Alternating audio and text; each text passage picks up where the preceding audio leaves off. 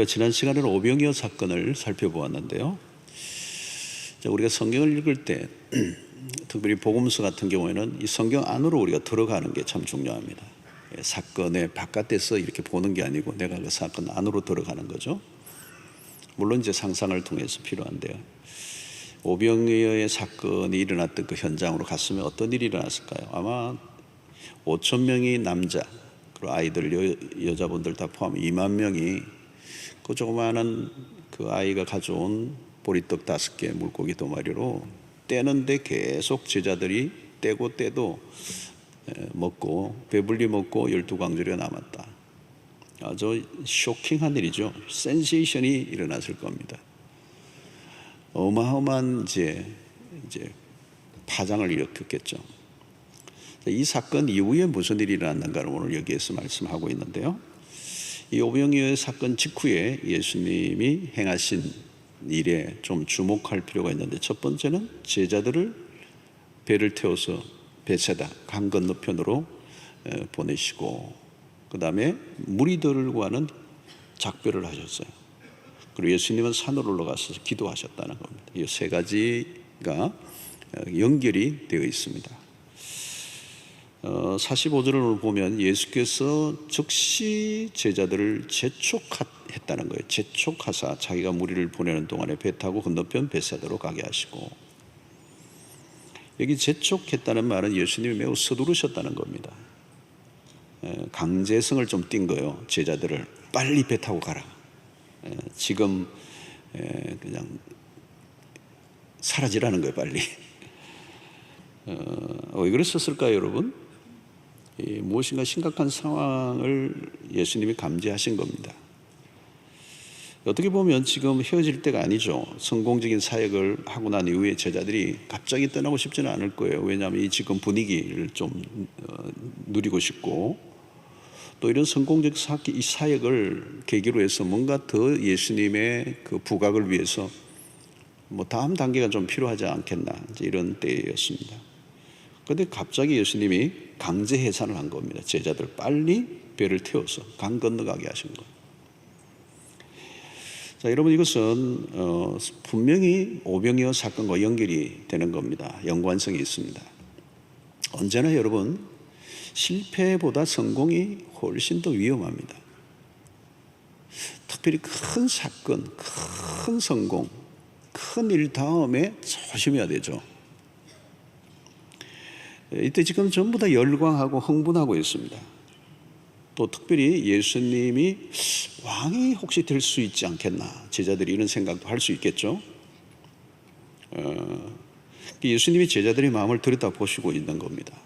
성공에 들떠 있는 제자들의 흥분한 마음을 지금 가라앉히고 계십니다.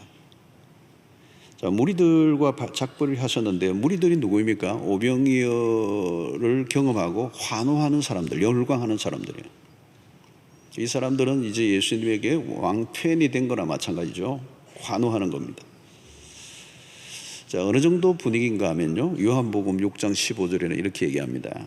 그러므로 예수께서 그들이 와서 자기를 억지로 붙들어 임금으로 삼으려는 줄 아시고 다시 혼자 산으로 떠나가시니라.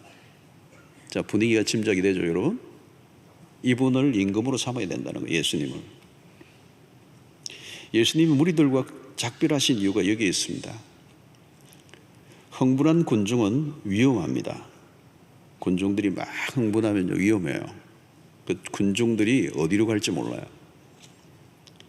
지금 상황에 예수님의 말이나 행동은 군중들에게 강력한 영향을 줄 수가 있습니다. 자칫하면 군중에 불을 지를 수 있죠. 주님은 대중의 뜨거운 열기를 피하셨습니다. 대신에 아버지 하나님과 은밀하게 독대의 시간을 가지십니다. 노출보다 감춰야 할 때를 주님이 잘 알고 계셨던 겁니다. 주님은 기적을 베풀러 오신 분이 아닙니다. 당신을 증명하기 위해서 오신 분도 아닙니다. 오직 하나님 아버지의 뜻을 이루기 위하여 오셨습니다.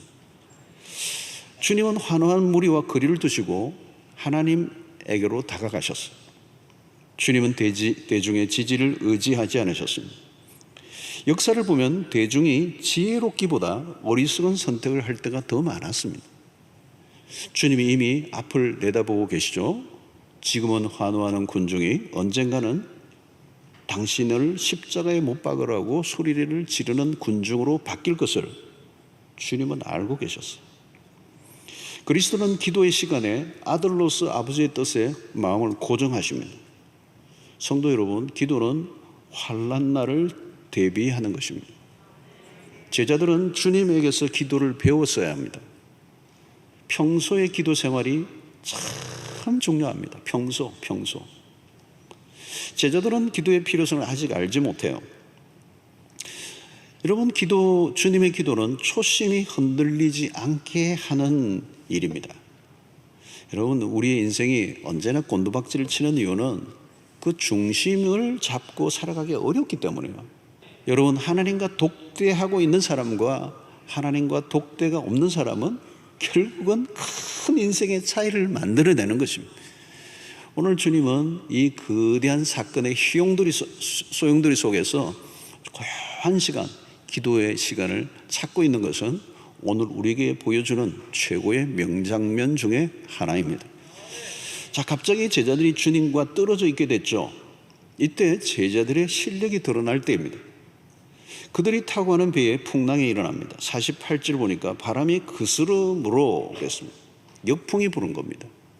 제자들이 힘겹게 노 젓는 것을 보시고, 엔진이 있는 배가 아닙니다. 노를 젓는 배예요. 그런데 풍랑이 일어나 역풍이 부니까 바람이 그스름으로, 그죠? 언제요? 밤 사경쯤에 바다 위로 걸어서 그들에게 오사 지나가려고 하시며, 자, 여기에서 바람이 그스름으로라고 하는 것입니다. 자, 바람이 거세게 부니까 목적지로 가기보다는 더 밀려가는 겁니다. 종종 갈릴리 바다에는 돌풍이 불어닥쳤습니다. 북쪽으로부터 부는 바람입니다. 제자들은 힘겹게 노를 저어가고 있는데 시간은 밤 사경, 장소는 육지로부터 멀리 떨어져 있는 곳입니다. 요한복음에 의하면 10여리쯤 떨어져 있다 그랬습니다. 시간적으로는 상당히 6시간 이상 소요된 자리로 보여져요. 갑자기 최악의 상황에 휩싸였습니다. 오병이의 사건으로 일어났던 흥분이 한순간에 다 사라져버렸어요. 오병이어 사건은 너무 달콤한 사건이었죠. 그런 순간만 계속된다면 참 예수님이 제자할 만하죠. 어깨가 으쓱하고 자신감이 넘쳐 흘렀을 것입니다. 그런데 한순간에 전혀 다른 상황과 마주치게 되었습니다. 롤러코스터를 탄 것과 같아요. 오병이의 기적의 순간에는 별 문제가 없었습니다. 떡을 나눠주기만 하면 됐어요. 그러나 그런 신나는 일은 계속 일어나는 것이 아닙니다. 삶의 현장은 언제나 돌풍과 같은 것들이 밀어닥친다는 거예요. 돌풍이 뭡니까? 예고 없는 거예요. 예고. 그때 어떻게 반응하는가에 따라 인생이 결정이 됩니다. 제자들에게 갑자기 바람이 불어닥쳐서 그들은 위기에 빠져 있습니다. 성도 여러분, 우리의 인생도 이와 비슷하지 않습니까? 갑자기 감당할 수 없는 난해한 문제들이 밀어닥칩니다. 원인 모를 상황으로 앞이 보이지 않는 것. 갑작스러운 사건에 휘말리다 보면 표류하는 배와 같이 어디로 갈 바를 알지 못하는 상황에 내몰릴 때가 참으로 많이 있습니다. 인생이 힘들어할 때가 언제입니까? 앞으로 가야 되는데 앞으로 못 가는 거예요. 뒤로 밀리는 거예요, 인생이. 갑작스러운 돌풍이 우리의 인생을 그렇게 만들어버리는 것입니다. 성도 여러분, 이럴 때 우리에게 필요한 것이 무엇입니까? 믿음이 필요합니다. 문제는 믿음이 갑자기 생기는 게 아니라는 거예요. 평소에 닦아 놓았던 믿음이 중요해요. 주님은 제자들이 믿음으로 반응하기를 원하셨습니다. 그런데 어떻게 그들이 반응했습니까? 49절에 보니까 제자들이 그가 바다 위로 걸어오심을 보고 유령인가 하여 소리 지르니 그랬어요. 두려움에 떨고 있는 겁니다. 왜? 유령이라는 거예요. 유령이. 자, 여러분, 여기서 눈길을 끄는 대목이 있는데 그것은 예수님이 도시로 다가오셨는데 그들은 두려워 난리가 났어. 조금 전까지 함께 했던 예수님입니다. 조금 전까지 함께 계셨던 예수님, 오병이의 기적을 행하셨던 그 주님을 유령으로 봤다. 착각 중에 착각입니다. 여러분, 위기의 순간에 주로 사람들에게 일어나는 현상 중에 하나는 착시 현상이라는 게 있습니다. 착시 현상. 사물을 정확하게 보는 눈이 사라져버린 겁니다. 어려움에 처해 있으면 당황을 하고 그 당황이 길어지면서 절망에 빠지면 결국은 상황을 파악하지를 못해요. 그래서 문제의 바다에 표류하게 되는 것입니다. 자, 제자들은 오랜 시간 바람을 거슬러 노를 저오던 가운데 이미 지쳐 있어요. 제자들은 위기에 빠져 있고 그들은 한둘이 아니라 12명이 집단적으로 패닉 상태에 빠져 있습니다. 자, 왜 제자들이 이런 실수를 저질렀을까? 그들은 예수가 물 위로 걸어오실 거라고 전혀 기대하지 않았어요. 이게 뭐예요, 여러분? 불신앙입니다. 지금 이 시간 바다 위로 걸어오실 분이 예수밖에 더 있겠습니까?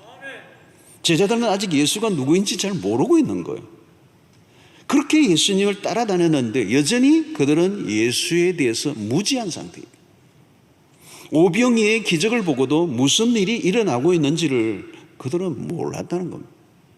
오늘 이것에 대해서 마가가 설명을 하는데 52절에 이는 그들이 그 떡 떼시던 일을 깨닫지 못하고 도리어 그 마음이 둔하여 졌음이러라 그랬어요. 여러분, 제자들이 지금 바닥을 치는데 그건 뭐냐면 그 떡을 떼시던 일을 제자들이 깨닫지를 못한다. 기적을 오해한 겁니다. 여러분, 제자들이 왜 놓친 게 뭡니까? 그것은 기적의 의미가 무엇인지를 몰랐다는 거예요. 오병이의 기적의 초점은 어디에 있습니까? 그리스도가 누구이신가라고 하는 거예요. 예수의 행적의 모든 초점은 하나입니다. 하나님이 보내신 예수가 누구이신가를 알려주는 것입니다. 병이 낫는 일, 귀신을 쫓아내시는 일, 오병이의 기적을 행하시는 일, 무리를 걸으신 사건 모두가 예수가 하나님이시다는 거예요. 여러분, 믿음이 현실 속에서 작동이 안 되면 그것은 추상적인 믿음입니다. 이론적인 믿음이고 지식적인 믿음입니다. 중요한 것은 믿음의 대상이신 하나님이 누구이신가? 그것을 제자들은 아직 알지 못하고 있는 것입니다. 오늘 본문은 제자들의 실패의 장면입니다. 상황이 펼쳐져 보면 믿음이 그대로 드러나는 것입니다. 성도 여러분, 요즘 어려운 때입니다. 어느 때보다는 믿음이 필요해요. 그런데 평소에 믿음을 단련해야 하는 이유는 이런 어려운 현실에 그 믿음이 필요하기 때문입니다. 오병의 기적의 현장에서 떡을 떼어줄 때는 주님이 시키시는 대로 하면 되었어요. 그러나 풍랑이는 바다 위에서는 자기들의 믿음이 필요한 거예요. 제자들은 오병이의 현장과 풍랑이는 바다 위로 믿음이 연결되지 않았어요. 여러분, 연약한 믿음의 특징이 여기에 있습니다. 어디에서는 통했는데 어디에서는 안 통하는 거예요. 들쑥날쑥한 믿음입니다. 상황에 따라 전혀 다른 믿음을 반응을 일으킨다면 그것은 믿음이 좋은 믿음이 아닙니다. 주님과 함께하는 동안에는 믿음이 있어 보였어요. 그러나 주님과 거리가 떨어지자 그들의 실력이 금방 드러나고 말았습니다. 여러분, 오늘 주님이 계시지 않을 때, 오늘 함께하지 않았을 때 이 제자들이 그들의 믿음의 진면목이 드러날 순간이었습니다. 물결로 인해 어려움을 당하지 말자 주님이 찾아올 수도 있었지만 주님은 시간을 끌었어요. 한참 시간이 지난 후에야 찾아오셨습니다. 그 이유가 뭘까요? 제자들의 믿음을 테스트한 것입니다. 오늘 여러분들의 삶 속에 어려움이 있다면 주님이 오늘 우리의 믿음을 보기를 원하십니다. 그리고 우리의 믿음으로 넉넉히 이길 수 있음을 훈련을 시키시는 것이죠. 여러분, 우리도 교회 안에 있을 때는 믿음이 있는지 없는지 알 수가 없습니다. 그러나 세상에 나가 어려움에 부딪혀 보면 우리의 믿음의 실체가 드러나는 것입니다. 오병이의 기적이 일어난 현장에는 예수님이 중심에 탁 계셨습니다. 그리스도가 하나님 되심을 확실하게 드러내셨죠. 그렇다면 풍랑이는 바다 한가운데 찾아오시는 주님을 믿었어야 했는 것입니다.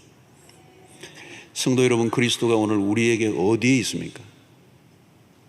제자들은 그리스도를 놓쳤어요. 유령으로 착각했습니다. 물 위로 걸어오실 것이라고 상상도 하지 못했습니다. 그리스도가 누구인지 몰랐던 것이죠. 그리스도는 물 위로 걸어오시고도 남으시는 분이시죠. 문제는 무엇입니까? 오늘 마가의 이 설명은 그들이 깨닫지 못했다는 것, 마음이 둔하여졌다는 것. 마음이 둔하여져 있으니까 자기 자신들에게 무슨 일이 일어나고 있는지, 예수님이 누구이신지, 예수님이 하신 말씀이 무엇인지를 전혀 알지를 못했다는 거예요. 사랑하는 성도 여러분, 우리의 삶에 가장 복된 순간이 언제인지 아십니까? 깨달음이 금방금방 올 때예요. 말씀을 읽으면 영감이 넘치는 거예요. 말씀 앞에 감탄을 하는 거예요. 성경을 읽고 묵상하는데 가슴이 막 뛰는 거예요. 영 안이 열리는 것입니다. 말씀을 대하는 가운데 주님의 음성을 듣는 것입니다. 말씀을 대하는데 주님을 만나는 일이 일어나는 거예요. 자, 여러분, 주님이 어떻게 무리를 걸어오실 수 있는가? 제자들은 예수님을 제안하고 있습니다. 우리도 종종 어려움에 빠져 있을 때 주님을 보지를 못해요. 어려움 때문에 눈이 가려져 있는 것입니다. 상황 때문에 상황에 너무 몰두하다 보니까 주님이 보이지 않습니다. 제자들이 만약에 믿음이 있었다면 어떻게 반응했을까요? 예수님이 걸어오실 때 예수님인 줄 알았습니다. 기다리고 있었습니다. 저쪽에서 무리의 어렴풋이 뭔가 물체가 보일 때부터 우리는 이미 예수님인 줄 알았습니다. 예수님 외에 누가 이 밤에 무리로 걸어오실 수가 있겠습니까? 할렐루야, 주님은 하나님이십니다. 이 믿음으로 반응했어야 되는 거예요. 그런데 안타깝게도 제자들의 눈이 닫혔어요. 여러분, 참 제자들 보면 답답해요. 답답해. 그렇게 예수님의 그 기적의 현장에서 말씀을 들으며, 주옥 같은 말씀을 들으며 그렇게 오랜 세월 지나왔는데도 불구하고 아직도 그들은 깨닫지 못하고, 아직도 눈이 열리지 않고, 아직도 그들은 불신앙의 모습으로 반응한 걸 보면서 왜 이렇게 답답한가? 혹시 여러분들은 어떻습니까? 우리는 일상에서 일어나는 크고 작은 사건들 속에 우리는 주님을 만나고 있습니까? 오늘 51절에 보니까 배에 올라 그들에게 가시니 바람이 그치는지라 제자들이 마음에 심히 놀라니 그랬어요. 이게 오병이의 연장선상인데요, 그가 하나님이신 겁니다. 예수께서 배에 오르시자 말자 바람이 그쳐버렸어요. 이런 상징성이 있는 표현이에요. 그리스도가 우리의 삶에 오시면 모든 풍랑은 잠재워진다는 거예요. 여러분, 오병이의 기적을 베푸신 분과 무리로 걸어오시는 분은 동일한 분이십니다. 그리스도가 창조주이심을 유감없이 발휘하고 있는 것입니다. 믿음이 언제 자랍니까?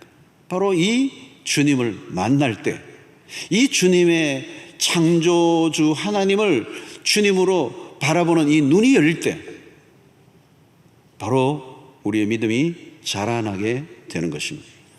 자, 무리로 걸어오신 예수님은 공간적으로 떠나 있었지만 모든 것을 다 알고 계셨어요. 주님은 산으로 가셨잖아요. 기도하고 계셨잖아요.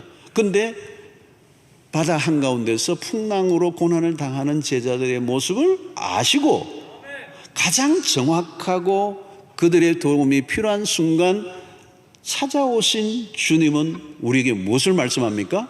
그분은 전지하신 하나님이십니다.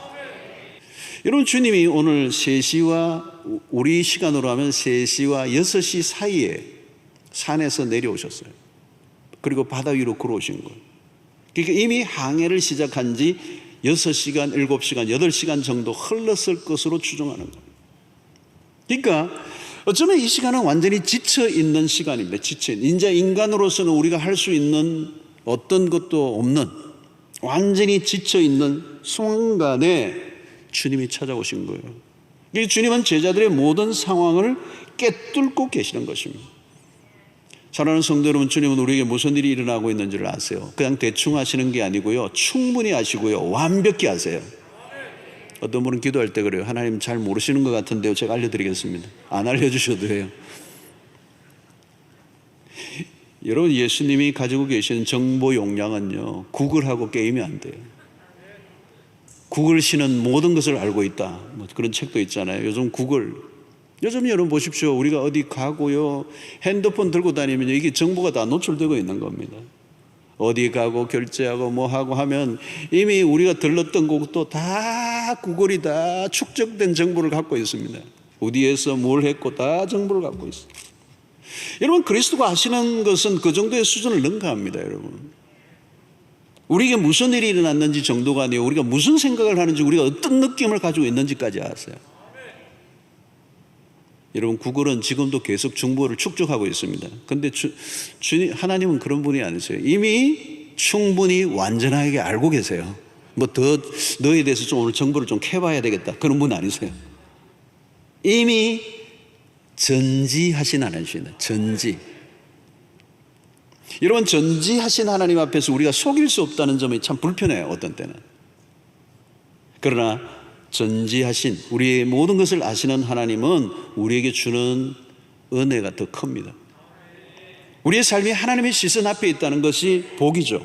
하나님 우리를 주목하십니다. 한밤중 물결에 거슬러 괴로이 노를 젓는 제자들은 주님의 시야 안에 있었습니다. 시야 안에 있다는 말은 돌봄 가운데 있다는 겁니다.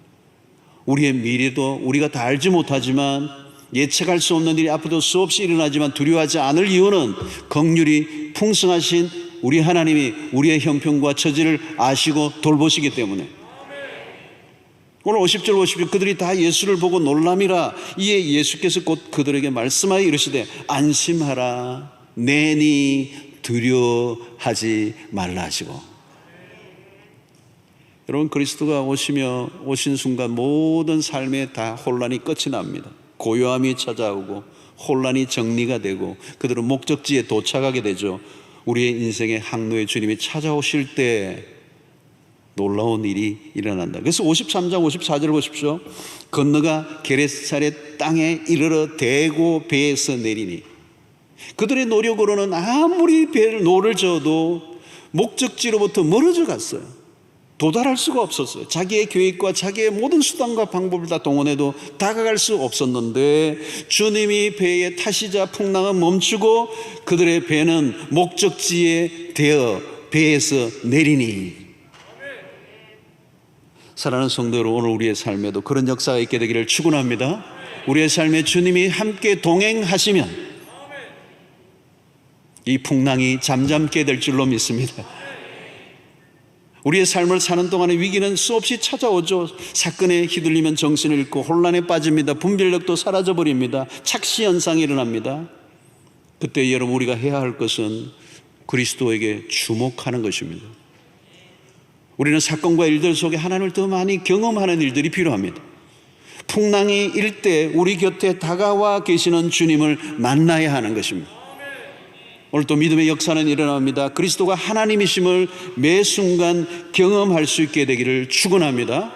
주님은 우리를 도우러 오셨는데, 우리와 함께 하시는데 우리는 그를 유령이라고 소리를 지르고 있지는 않는 것. 날마다 신앙생활을 하면 할수록 주님을 더 깊이 알아가는 은혜가 있게 되기를 축원합니다. 사건에 휘말리지 말고 우리의 눈을 열어, 믿음의 눈을 열어 주님의 말씀하심을 듣고 주님이 보여주시는 것을 보는 은혜가 있게 되기를 축원합니다. 사랑하는 성도 여러분, 일상에서 하나님을 만나는 경험을 하셔야 돼요. 주님은 멀리 계시는 분이 아니고 우리의 곁에 계시는 분이시다. 우리 일상의 크고 작은 사건 속에 하나님의 하나님 되심을 경험할 수 있게 되기를 축원합니다. 오늘 우리는 이 코로나 팬데믹으로 어느 시대보다도 위기의 풍랑을 맞고 있습니다. 예측 불후의 사건이 매일매일 일어납니다. 이때 우리에게 필요한 것은 믿음의 반응입니다. 하나님을 더 뜨겁게 만날 수 있는 때가 지금인 줄로 믿습니다.